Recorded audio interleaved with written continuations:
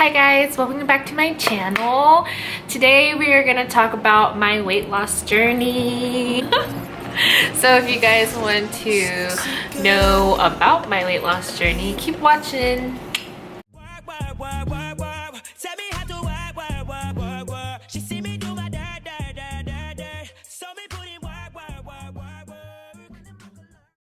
I have blue lips, blue lips, blue lips, blue lips, blue lips, blue lips. It was 4th of July. It was amazing. So cool to have everyone over and for us to do a whole bunch of fireworks. I hope your guys' 4th of July was great too. Okay, so this video is going to be about my weight loss journey, and I'm going to start it off by telling you guys a little bit about my childhood. I was always surrounded by beautiful, fit people in my family, all super skinny or just have very nice fit bodies. And growing up in that environment when I was overweight was really hard for me because I couldn't lose the weight. I didn't know how to. I was very young, and so I just thought bad about myself, I guess. Like, why did I turn out looking like this? Like, why am I bigger? Why am I more, you know, bigger than the rest of my cousins or bigger than my mom? At school and being bullied, being at school and being bullied, it was really hard. People would look at my family and then look at me and be like, why do you look like that, you know?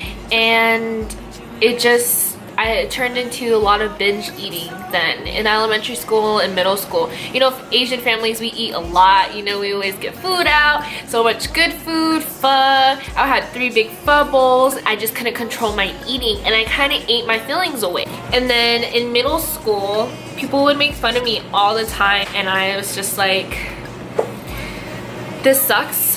I couldn't look at myself in the mirror. I hated it. I hated myself. I didn't love myself. I was disgusted at what I saw in the mirror. And that's when things started changing. I didn't go about it the right way though. I looked up diets and I thought diets would help me, so I did the military diet, the Atkins diet. I basically was starving myself, kind of was gaining more weight. Freshman year hit, I started running, and my aunt every summer would teach me, you know, this is how you're supposed to run, this is how you're fit foot. This is how your foot should hit the floor. Be hitting the floor when you run, and this is how your breathing should be like. And we did a 5K together, and that's what started me losing weight. And when I got into freshman year, I had lost about 10 pounds. So I want to say I was about like 195, and that's when I was like, okay, this is gonna be my weight loss journey. I'm gonna start it from here. I'm 195. You know, before I never weighed myself, I was probably pretty big. I was probably like 215, 220. Not gonna lie, I was pretty heavy in middle school. Freshman year, I started to join the running club, and I joined Heat Club, and I started being more active. You know, I still didn't know a lot about how to eat or how to work out. People would tell me all the time that, you know, you eat too much, but yeah, I knew I ate too much. Like, of course I ate too much, but can you give me any other tips that could help me like lose weight? You know, like, no one actually told me this is how you should lose weight. They were just like, be active and you're eating too much. Okay, but with someone that is binge eating and is eating their emotions away, it's not that easy.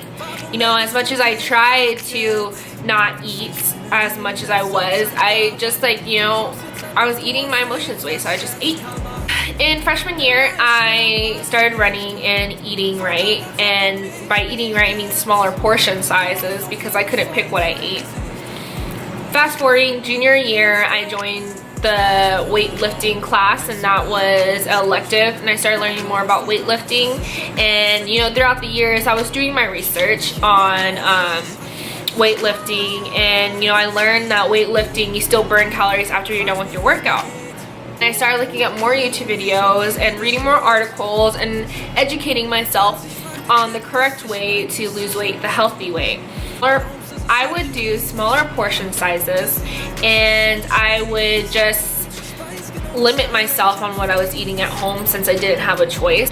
High school was really hard. I didn't lose much weight in high school, but I was slowly transitioning myself into the active lifestyle. So after senior year, I had my own job. I was out of the house, and I was able to start meal prepping. I learned about intermittent fasting, and it was the holy grail. Yes, intermittent fasting and weightlifting paired together. I still did cardio. I did cardio quite a bit, and that's what was helping me lose weight as well. But it was definitely the intermittent fasting and weightlifting. I lost 20 pounds in a month. It was amazing. I was so proud of myself. Then things happened in my life, and I got sad, and life hit, and a lot of things were happening, and I got off track, and it was a really like dark time, and I gained a lot of weight back. I didn't go all the way back up to 195. I was probably about 185.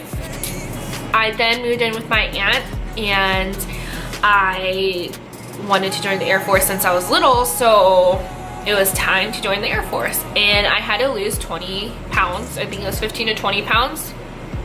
And so I was like, okay, you know what? You know, I have sat here and I said, like, this is where my weight loss journey is starting, and it's already been like 4 or 5 years and really haven't made that much progress, you know?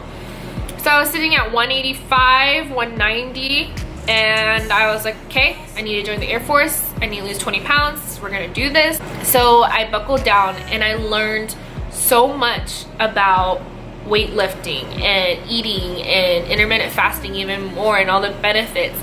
And I tried pescatarian for 3 months and vegan, and it just didn't work. I knew intermittent fasting was for me because I can have a cheat meal here and there, even if it's not my cheat day, and everything will still be okay. I wasn't limiting myself. I was eating what I like to eat, and I was losing weight really fast. Before basic training, I got down to about 155, 160, and then after basic training, I was 150. It was amazing. After basic training, I was so happy. I was in tech school. I was still keeping that active lifestyle up. I was working out, weightlifting, eating really good food. When I say really good food, I mean like I was eating right, DFAC food. Like I would just pick the healthier choices, like as if I was gonna meal prep. And then I started meal prepping, and I was doing all the good things, all the right things. You know, in that moment when I was looking at myself, I actually loved it. Looking at myself, I loved my body. I was comfortable in my body for the first time ever, and it's gonna make me so emotional right now because I was just so happy. And for other people, it's like, well, it's not all about looks and you shouldn't worry about how you look like. But when you're so self-conscious for a long time and you've hated what you look like for such a long time, being able to look at yourself and like it, it's a really big deal, you know? So then in September, October timeframe, I started getting really sick, September 2016. And we didn't know what was wrong with me. I had so many symptoms. I was really sick. People were worried about me. And then I gained 25 pounds in October, and that was my birthday month too, and it sucked. But I didn't know what was wrong with me. I went to doctors. I was like, look, this is what I'm doing. I'm meal prepping, I'm weightlifting, I'm doing all the things that would prevent me from gaining 25 pounds, and this is very abnormal that I've gained that much weight. What's wrong with me? They couldn't tell me. Then in November 2016, I got a big bald spot on the back of my head, about this big, kid you not, and it was balder than a baby's butt, and I was soft as a baby's butt. It was tough. It was tough times. I got to my base February of 2017, and I went to the doctor. They told me I had alopecia. I started getting treatments, 10 steroid shots each month, and that went on, that went on for 3 months. So I got 3 treatments of 10 steroid shots, and I reacted well to the shots. The doctors stopped me after 3 months, and they're like, you know, you're reacting well to the shots, so there's some hair growth. It's really good, so we'll see where it goes from there. And I started putting castor oil on it, so I have a little hair growth. I still can't part my hair down the middle. It's definitely something I'm working on. I want to make a video about having alopecia.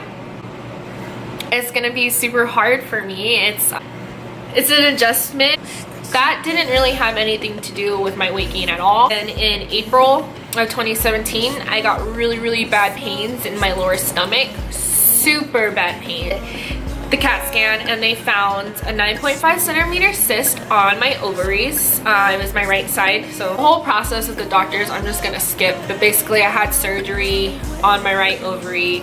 Like, there's a scare that they might have to take out my ovary because how big the cyst was, but they saved my ovaries, so I have both ovaries, so I'm fine. But I guess the biggest blow to me was I had gained 20 more pounds. So I basically gained 40 pounds. And I was back to the beginning. I was at 199.